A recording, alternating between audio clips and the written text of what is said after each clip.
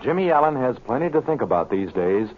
His flying instructor, the disagreeable and impatient Shorty Mason, tells him that his air work is almost hopeless. Jimmie wonders if he'll ever learn to fly. The lad is also worried about the hint of suspicion that has been thrown upon his great friend, Speed Robertson.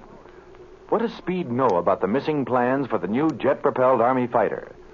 Then, too, just who is the strange Oriental Major Moto? Well, let's see what's happening to Jimmie. We find him standing beside his training ship talking with Flash Lewis, the droll mechanic. Jimmie is waiting for his instructor to appear.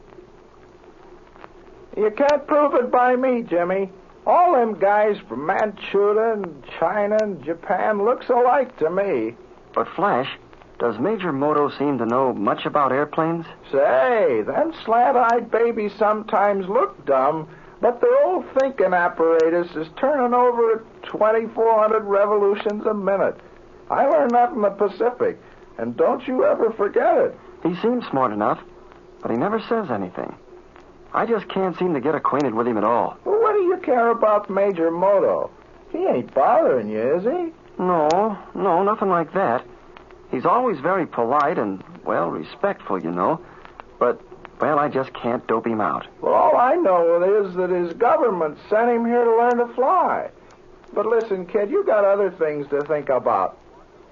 Here comes that ding-dong instructor of yours, the Honorable Shorty Lindbergh Doolittle Eaker Smith Mason, the world's greatest flyer. Ha! Well, I'd better wipe off this powerful training plane that you and Shorty's gonna fly this morning. Gee, Mr. Mason looks kind of sour. He must have climbed out the wrong side of the bed. Looks like a rough morning for the students of good old Central Flying School. Oh, never mind, Jimmie. There's worse things than Shorty Mason to put up with. Why, once I had scarlet fever. Good morning, Mr. Mason. Morning, Allen. I suppose you sat up all night studying that book of yours on how to fly. Oh, no, sir. I had a good night's rest last night. I feel just fine this morning. Maybe a good rest will improve your flying. It needs something. Is my air work showing any improvement at all, Mr. Mason? No, it's getting worse. Can you make any suggestions that will help it, sir? I'm willing to do anything. The trouble with you, Allen, you don't pay any attention to what I tell you. You're one of these smart crackers who thinks he knows everything. You come down here with the idea that you was going to show me how to fly. Oh, I beg your pardon, Mr. Mason. I've never had any such intentions. Just because you got mixed up in an airline robbery and got your picture in the paper and got to running around with that big ham Speed Robertson. Now, wait a minute, Mr. Mason. I'm willing to admit my flying's bad, but I think you'll have to admit that I'm trying just as hard as I possibly can. And I certainly didn't come down to the school here to get installed. Save all that. I know what you're going to say. And I'm going to tell you another thing, Allen. Oh, good morning, Mr. Mason. Isn't it a gorgeous day for flying? Simply gorgeous. A beautiful day for you brave and intrepid birdmen. Shut your mouth, Flash. I suppose you're trying to be funny. Well, you're about as funny as a cry for help. Oh, pardon me, Mr. Mason. Excuse my glove. I was just trying to start the day pleasantly for you. Yeah? I'll put a gag in that big mouth of yours.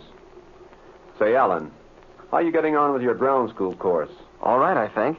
You see, I spent quite a bit of time studying before I came to the school. I suspected that. Well, answer this question. What are the 5 component parts of an airplane? The 5 integral parts of an airplane? Oh, that's easy, Mr. Mason. There's the power unit, or engine and propeller. That's 1. The landing gear, or chassis, is 2. The wing, or wings, is 3. The fuselage is 4, and the tail group is 5. Isn't that correct? Yeah, that's correct, all right. Well, I'm glad you're learning something. I don't seem to be able to pound anything about flying into your head. Oh, really, I think I've learned quite a bit. I guess I seem pretty awkward, though. Oh, here comes Mr. Jones. Yeah. I wonder what the boss wants. Hello, Mike. Howdy, Shorty. Hello there, Jimmie. Good morning, Mr. Jones. Hello, Shorty. You and Alan getting ready for a hop? Yeah, I was just going to start the engine. I see. Better wait a minute. Say, Jimmie, I want you to do a little errand for me. And, better take Flash Lewis with you. Flash, you go along with Jimmie Allen and see if you can find a flying jacket in my car. parked over in back of the administration building. Okay, Mike. I can go over alone, Mr. Jones. I know your car when I see it. Oh, you better take Flash with you. He knows where I park my car. Just as you say. But I can go over alone, and then you won't have to take Flash away from his work. I said take Flash. Now get along. All right. Come on, Flash. It's that brown flying jacket of mine, Flash. I think it's in the back seat. Okay, Mike. What's the big idea, Mike? I saw your jacket hanging up in the office. Yeah? Well, never mind that. Now, look here, Shorty. How's young Allen getting on with his flying? Well, to tell you the truth, he's doing all right. That lad's a smart kid. Don't fool yourself about that. And he's going to make a smooth pilot, too. Yeah, I was afraid of that. Don't be telling me how smart he is. I know.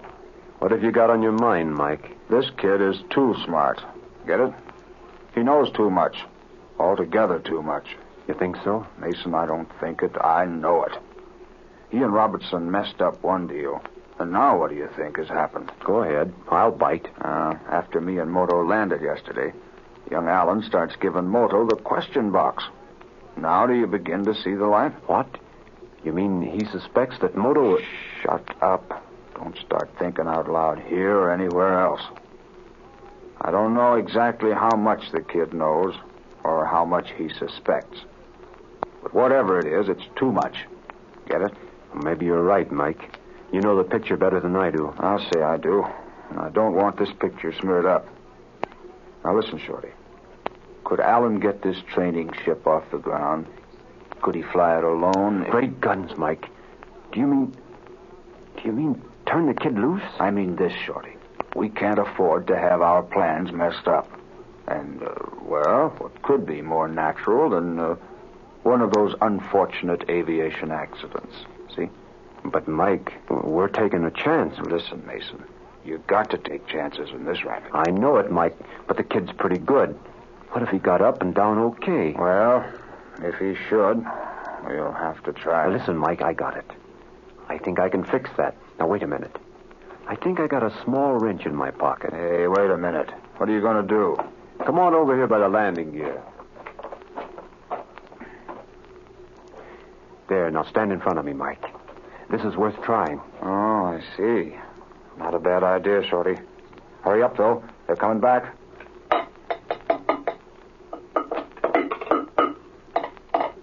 One's enough, Mike, and I think it'll work.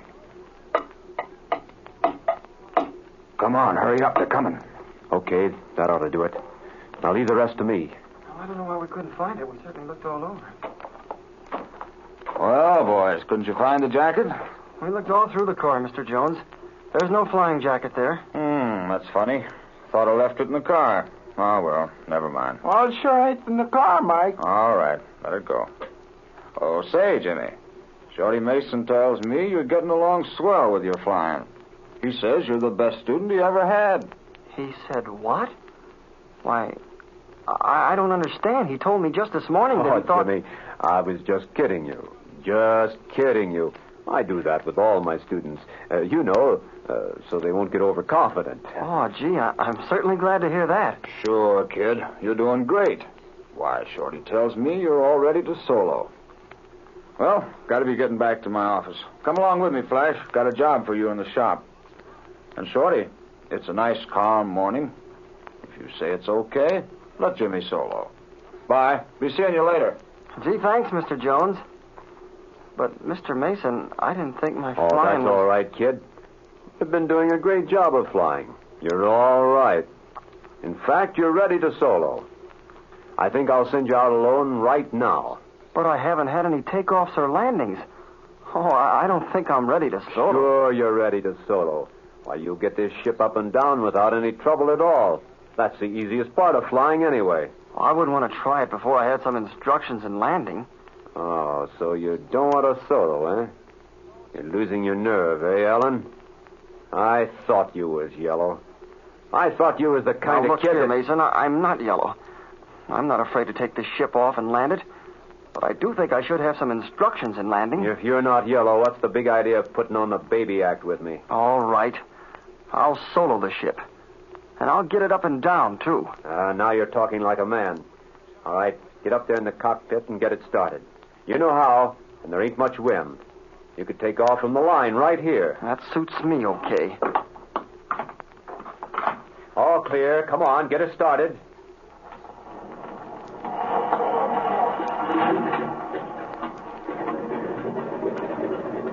All right. Turn her around and head her right down the field. And land her out there on the north-south runway. Roger. I'll make it all right.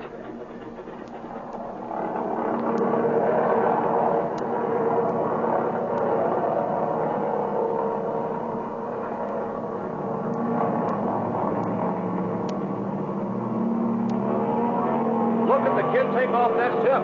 Say, that is pretty good at that, isn't it, Mike? Watch yourself, Shorty. Here comes Speed Robertson. That's a bad break. Hey, what ship was that just took off? That's Jimmie Allen making his first solo. What? You mean Jimmie Allen's alone on that ship? Why, he isn't ready to solo. Are you crazy, Mason? Listen, Robertson, I'm his instructor. I know what I'm doing. You dirty pup. Hey, Speed, look.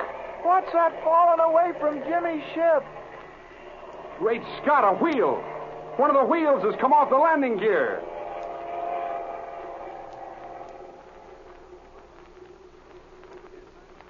What in the world will happen to Jimmie now? The young student, alone in the airplane, with no training or experience to help him to a safe landing and a damaged landing gear.